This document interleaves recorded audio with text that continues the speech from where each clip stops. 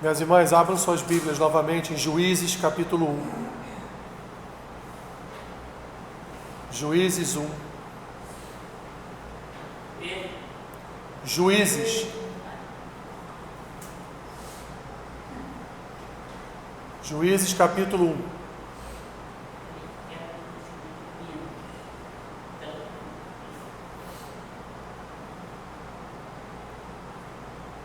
Amém? Depois da morte de Josué, os filhos de Israel consultaram o Senhor, dizendo: quem dentre nós primeiro subirá aos cananeus para pelejar contra eles? Respondeu o Senhor: Judá subirá, eis que nas suas mãos entreguei a terra. Disse, pois, Judá a Simeão, seu irmão: sobe comigo a herança que me caiu por sorte, e pelejemos contra os cananeus, e também eu subirei contigo a tua, que te caiu por sorte. E Simeão partiu com ele. Subiu Judá, e o Senhor entregou nas mãos os cananeus e os ferezeus, e feriram deles em Bezeque 10.000 homens.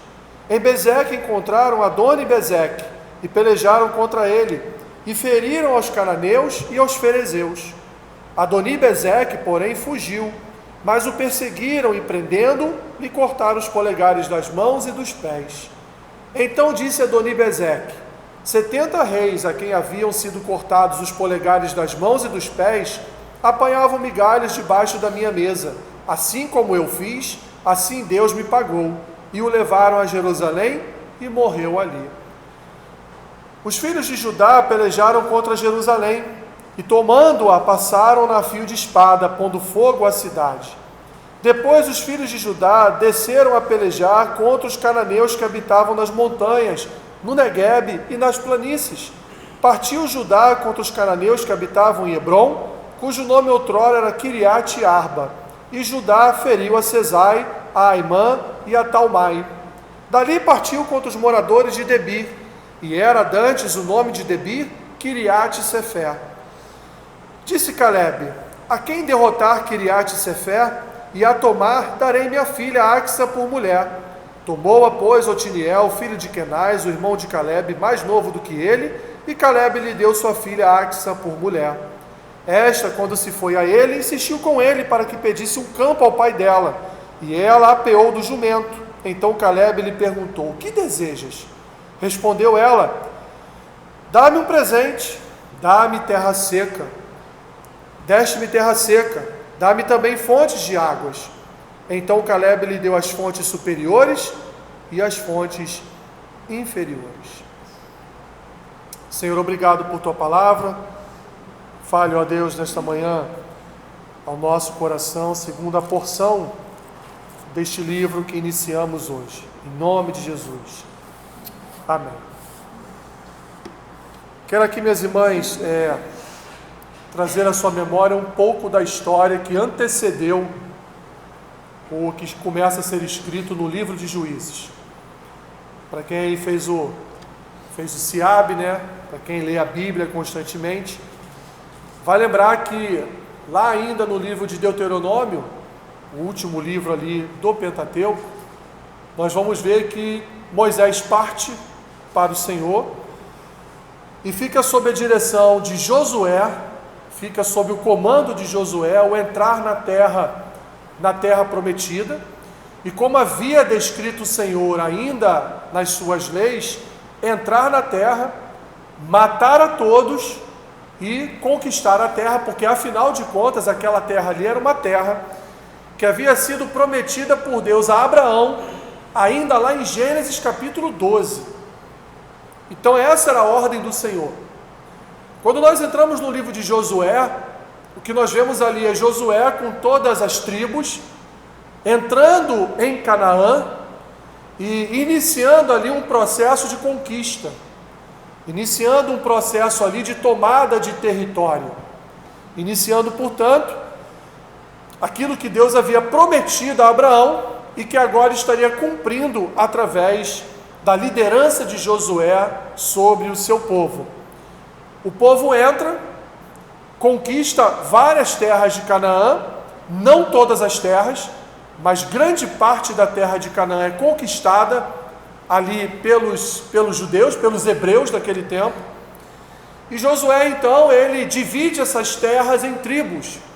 Cada tribo recebe uma porção daquela terra. Mas lembre-se, ainda ficaram terras a serem conquistadas. Ainda ficaram terras nas mãos de cananeus, nas mãos de ferezeus, nas mãos de jebuseus e daí por diante. Esses chamados de cananeus, para quem está aí acompanhando, caminhando pelas escrituras, toda terça e quinta, vai lembrar que há algumas terças-feiras atrás, ao falar da descendência de Noé, vai lembrar que Cã pecou contra o seu pai. E os cananeus são da descendência de Cã. Ou seja, os cananeus que habitavam aquela terra prometida por Deus aos israelitas, aos hebreus, não deixava de ser parte da família desse povo. Não deixava de ser parte da família de Deus, porque, afinal de contas, Cã era filho de Noé, era da descendência de Noé, e os seus descendentes, portanto, eles eram ali primos, sobrinhos, parentes da descendência de Cã, Sem e Jafé. Então, Sem e Jafé, irmãos de Cã, tem a sua descendência agora ali entrando na terra prometida para conquistar aquelas terras que estavam nas mãos dos seus inimigos, entre aspas, cananeus, que, queiram ou não, faziam parte da sua família. Mas a ordem de Deus, porque os cananeus eram amaldiçoados por Noé, a ordem de Deus era entre, mate a todos e conquiste aquela terra. Essa era a ordem de Deus. Então, minhas irmãs, nós chegamos agora aqui no livro de Juízes, nos primeiros capítulos do livro de Juízes. O que nós vamos ver é o que? A continuidade do livro de Josué. Aliás, esse texto de Juízes, capítulo 1, versículo 1 ao 15, é um texto que está registrado lá em Josué ainda, no capítulo 15 de Josué. Esse texto sobre o casamento de Axa com Otiniel está registrado lá no livro de Josué, no capítulo 15. Então o autor, quem escreveu Juízes, está repetindo o que já aconteceu em alguns anos atrás, para ele trazer à memória dos seus leitores o que aconteceu na conquista da terra, para que o livro não fosse escrito já entrando, por exemplo, na história de Gideão, já iniciando a história em Gideão. Então o autor de Juízes, o que ele está fazendo? Ele está trazendo à memória dos seus leitores o que havia acontecido lá em Canaã, quando Josué ainda estava com vida. E vamos ver, se você folhear aí uma folhinha da sua Bíblia, você vai ver que no capítulo 2, o livro de Juízes fala sobre a morte de Josué. Mas lá em Josué, no finalzinho de Josué, também falou sobre a morte de Josué. Então Juízes está repetindo um pouco do livro de Josué, trazendo à memória do povo o que aconteceu nos tempos em que Josué ainda era vivo, para que então ele começasse a escrever o que começou a acontecer a partir então da posse daquelas tribos sobre aquela terra. Agora as tribos estabelecidas, com posse da terra, vamos ver agora o que aconteceu. E aí efetivamente nós vamos ver o livro de Juízes sendo escrito de fato daqui a alguns capítulos. Mas vamos voltar aqui naquilo que nós fizemos a leitura. Nós vamos ver aqui, minhas irmãs, que as tribos estão aqui cumprindo o propósito para o qual Deus as ordenou: entrar na terra e conquistar aquela terra. Então as tribos não estão fugindo do propósito de Deus. E olha, algo interessante, porque o livro de Juízes vai nos dizer que aquele povo que ali estava, né, os filhos de Israel, como ele vai chamar aqui, eles não foram conquistar mais terras de forma aleatória, muito pelo contrário, eles consultaram o Senhor antes de irem à batalha. Eles fizeram uma consulta a Deus, eles oraram, eles pediram a Deus que lhes desse a direção, para que eles não fossem à batalha sem uma direção do Senhor, para que eles não fossem a uma batalha sem que Deus estivesse à frente, sem que Deus dissesse a eles: ó, vai, porque vocês obterão vitória, vai na certeza de que eu vou lhes conceder esta terra. Então, minhas irmãs, a primeira coisa que nós vemos aqui é que os filhos de Israel estavam consultando o Senhor: Senhor, quem dentre nós, qual a tribo que o Senhor quer que vá à peleja contra os cananeus e contra os fariseus? E no versículo 2 o Senhor responde, o Senhor diz: olha, Judá subirá, e eis que nas suas mãos entreguei a terra. Então Deus, minhas irmãs, responde e diz: é Judá que vai à peleja. E o que Judá faz? Ele pede a ajuda do seu irmão Simeão, ele pede ajuda de uma outra tribo para ir à batalha com ele. Eles vão à batalha, eles vencem os cananeus, eles vencem os fariseus, e ali então encontram um rei numa cidade chamada Bezeque, onde essas duas tribos mataram 10.000 homens. Eles encontram um rei chamado Adoni-Bezeque. E esse rei, minhas irmãs, ele era tão ruim, ele era tão mau, que ele tinha diante dele 70 outros reis, ou seja, 70 reis de outras nações que ele conquistou, que ele havia arrancado a ponta dos polegares das mãos e dos pés desses reis, e esses reis o serviam como escravos. Mas olha a consciência desse rei cananeu. Esse rei vai dizer: da mesma forma que eu puni esses 70 reis, Deus está me punindo da mesma forma. Porque quando Judá e Simeão conquistam Bezeque e prendem esse rei, o que eles fazem? A mesma coisa que esse rei fazia com outros reis. Cortam também as pontas dos seus polegares das mãos e dos pés, e ele então é enviado para Jerusalém, e lá em Jerusalém então ele vem a morrer.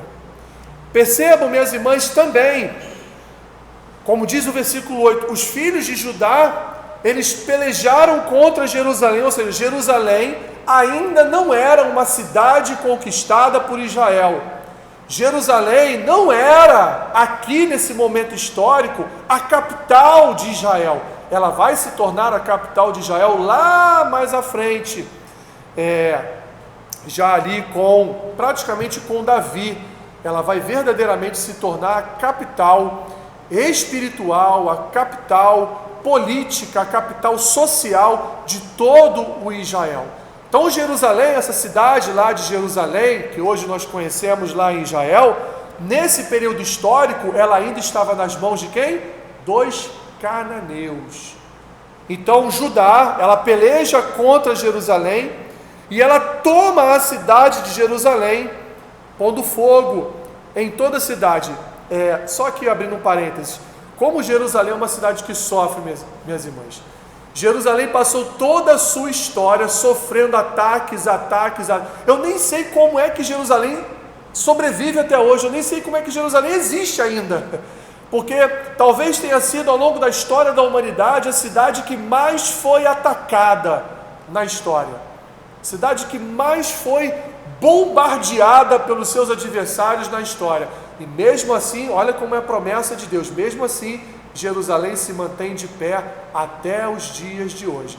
Tudo bem, está ali dividida entre muçulmanos, protestantes, católicos e judeus ortodoxos, mas está lá de pé até os dias de hoje. Depois disso, meus irmãos, os da tribo de Judá continuam a pelejar, continuam a conquistar terras, Foram para as montanhas do Negueb, para as suas planícies, foram lá em Hebron, foram lá em Kiriat Arba, e ali então, história já contada em Josué 15, eles conquistam então e ferem ali a Cesai, a Imã e Talmai. Até aqui, esse é o contexto histórico de tudo que estava acontecendo, ainda quando Josué estava com vida, ainda quando Josué vivia, eles estavam ali conquistando as terras. E aí nós temos alguns pontos importantes para avaliar aqui. Em primeiro lugar, minhas irmãs, ainda que sendo um povo tão duro de coração, um povo tão pecador, tão desobediente, ainda assim, mesmo dentro da sua desobediência, eles consultaram a Deus antes de ir à batalha. Eles não foram fazer algo importante nas suas vidas sem consultar ao Senhor, sem pedir a orientação de Deus, sem pedir a ajuda do Senhor. Senhor, qual a tribo que o Senhor vai enviar para derrotar os cananeus? E Deus respondeu: Judá. Vai lá, Judá, porque hoje mesmo entreguei nas tuas mãos aquela terra. Isso é uma lição para nós importante, minhas irmãs, porque nós, como filhos do Israel novo, nós como filhos do Senhor, nós como filhos da raiz de Davi espiritual, nós não podemos deixar de consultar o Senhor. Isso é muito importante, porque as Escrituras nos ensinam a todo tempo a consultar o Senhor para a tomada de decisões na nossa vida. Ah, mas que tipo de decisão, Alessandro? Qualquer tipo de decisão, minhas irmãs. Porque as nossas vidas, como nós oramos aqui, elas não nos pertencem. As nossas vidas não são nossas. As nossas vidas são guiadas por uma autoridade, por um poder muito maior do que nós. E quando nós não consultamos o Senhor, nós chegamos a quase 100% de certeza de que vamos fazer bobagem. Quando nós não colocamos diante de Deus algo que está diante dos nossos olhos, algo que está à nossa frente, e que nós queremos conquistar, que nós queremos fazer, mas se nós não sabemos qual é a ordem de Deus, nós não sabemos qual é o desejo de Deus, nós não sabemos qual é o propósito de Deus, nós temos que perguntar a Ele: Senhor, eu quero isso, eu quero fazer isso, eu quero me dedicar a isso, mas é da sua vontade? É o que o Senhor quer? É propósito do Senhor para a minha vida? Então isso é algo, minhas irmãs, que o texto nos ensina. Isso é algo que nós podemos extrair desse texto e que muito nos edifica, muito edifica o nosso coração. Não ir fazer algo sem consultar o Senhor antes. Qualquer coisa. Até mesmo visitar uma irmã enferma.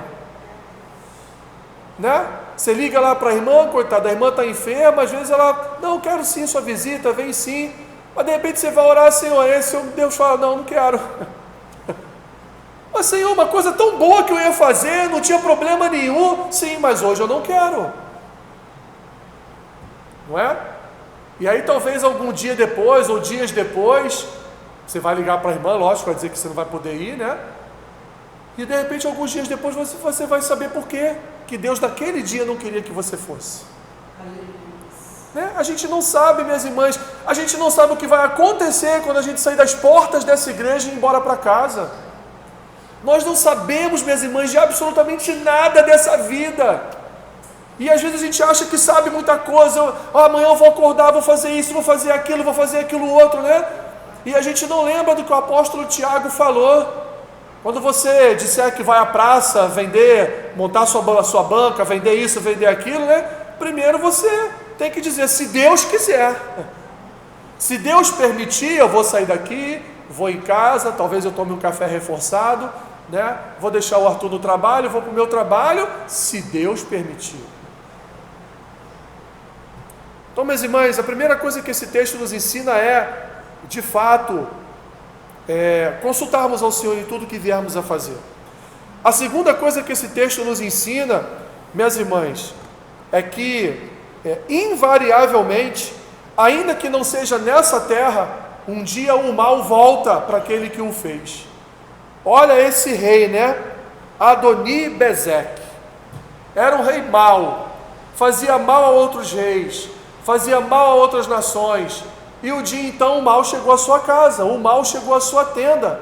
Um dia então ele foi alcançado por um mal, ele foi conquistado, perdeu 10.000 homens na sua cidade, na cidade de Bezeque, e agora estava ali sendo escravo das tribos de Israel, estava sendo escravo ali de Judá, estava sendo escravo de Simeão.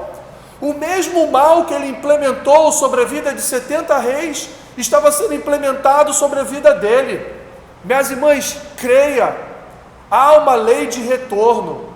Ela pode não acontecer nesta vida, Mas aquela pessoa que passa toda a sua vida sendo invejosa, fazendo mal, desejando mal à vida dos outros, se ela não pagar o preço nessa própria vida, ela vai pagar o preço na volta de Cristo. Isso é certo. Isso é certo. Como este rei aqui pagou o preço por fazer tanta maldade, e vamos ver N exemplos nas Escrituras de pessoas que fizeram o mal e foram pagas por Deus com o mal. Tanto é que ele não atribui, preste atenção no texto, ele não atribui esse mal que ele está sofrendo a Judá e a Simeão. Ele não atribui. Ele diz lá no versículo 7, assim Deus me pagou. Que coisa, né? Assim Deus me pagou. Ele podia falar, assim eles fizeram a mesma coisa comigo, né? Judá e Simeão. Não, ele vai dizer, foi Deus. Todo o mal que eu fiz, Deus me retribuiu esse mal. E logo depois ele morre. Terceira coisa que esse texto, minhas irmãs, ele vai nos mostrar, é que aquilo que Deus mandar você fazer, faça. Aquilo que Deus determinar que você faça, faça. Não deixe de fazer. Deus determinou o que as tribos? Entre, mate a todos e conquiste a terra. E vamos ver nos versículos 8 a 10, que Judá continua a pelejar, continua a conquistar a terra, porque afinal de contas aquela terra era por direito, por herança deles. Não era dos cananeus, não era dos amaldiçoados por Noé. Aquela terra era deles, e Deus disse, entreguei esta terra em suas mãos. Entre, conquiste, vença, mate a todos, que não foi o que eles fizeram, né? Mas cumpra o meu propósito, porque essa terra pertence a vocês, porque é promessa minha a Abraão. Então, minhas irmãs, se há alguma promessa de Deus na sua vida, se em determinado momento Deus, por um dos seus instrumentos, Ele te manda fazer algo, faça. Mas faça do jeito que Ele mandou. Não faça do seu jeito. Não faça como Israel fez. Ah, não vou matar todo mundo não, porque a gente precisa de escravo. Eu preciso de uma donzela que limpe a minha casa. Eu preciso de uma donzela que faça comida para mim. Eu preciso de um rapaz que venha a cuidar do meu gado no campo. E com isso, minhas irmãs, com isso, vimos isso em Josué, vamos ver isso em Juízes. Com isso, os ídolos começaram a entrar nas suas casas. Os ídolos começaram a contaminar a Israel. E Israel então foi pega no pecado de idolatria. Então faça o que Deus te mandar e da forma que Deus te mandar, não da sua forma. Ah, eu vou fazer desse jeito aqui porque eu acho que vai ficar um pouquinho melhor. Não vai. Não vai, porque a nossa forma é torta.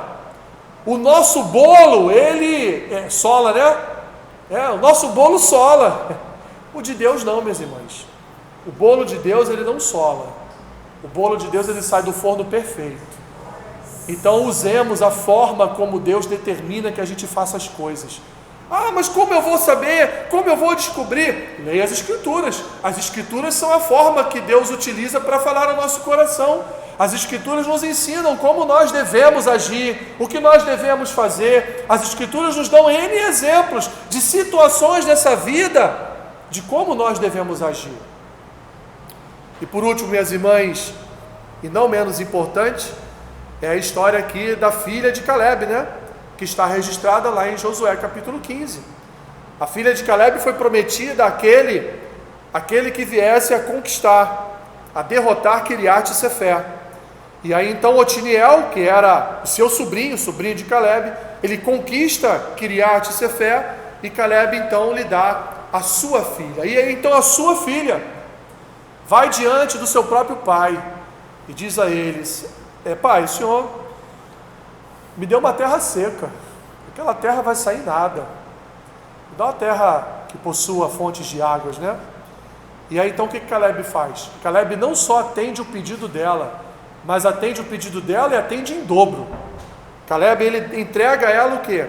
Fontes superiores e fontes inferiores. Caleb dá para ela uma terra que tem uma fonte inferior de água que brota do chão em algum lugar, e dá a ela, nessa mesma terra, tem uma fonte superior, ou seja, uma montanha de onde também a água vinha. Então Caleb dá a ela mais do que aquilo que ela pediu. Isso nos remete a um pensamento a respeito daquilo que a gente pede ao Senhor, e o Senhor pode nos dar muito mais do que pedimos, muito mais do que pensamos.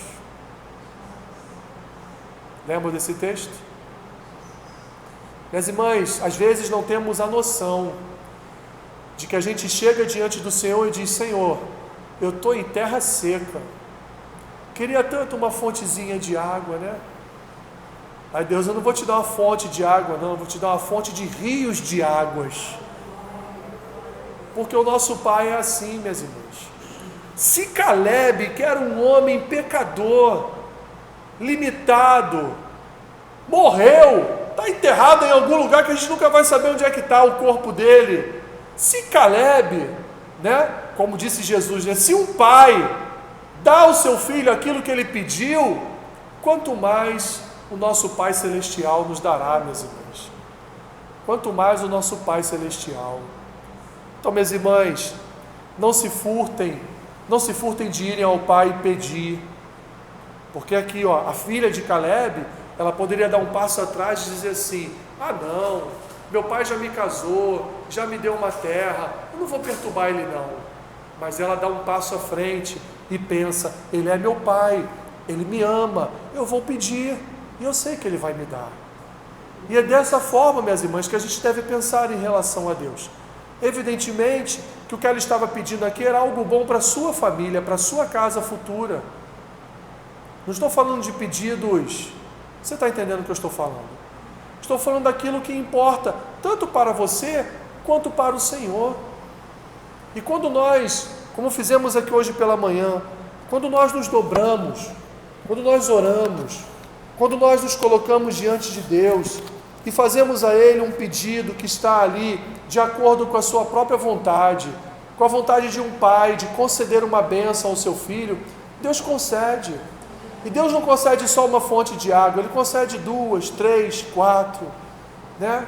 Ele vai nos encher de fontes de água, porque assim é o nosso Senhor. Qual o pai, qual o filho que pede ao pai um pedaço de pão e o pai lhe dá uma pedra? Não é? Essas são as próprias palavras do Senhor Jesus. O Senhor Jesus mostrando para a igreja os segredos de uma oração. Peça, que o Pai vai dar. Peça com fé, no seu quarto, em silêncio. Peça ao Senhor que Ele há de te conceder.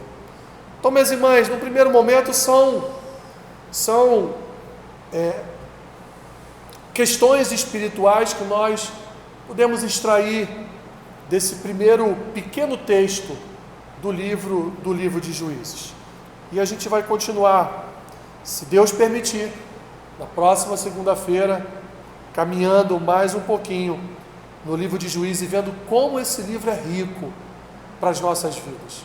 Como ele vai nos edificar durante esse tempo que nós passaremos aqui diante dele. Sem pressa, comendo, como Deus falou para o profeta, coma este livro, né?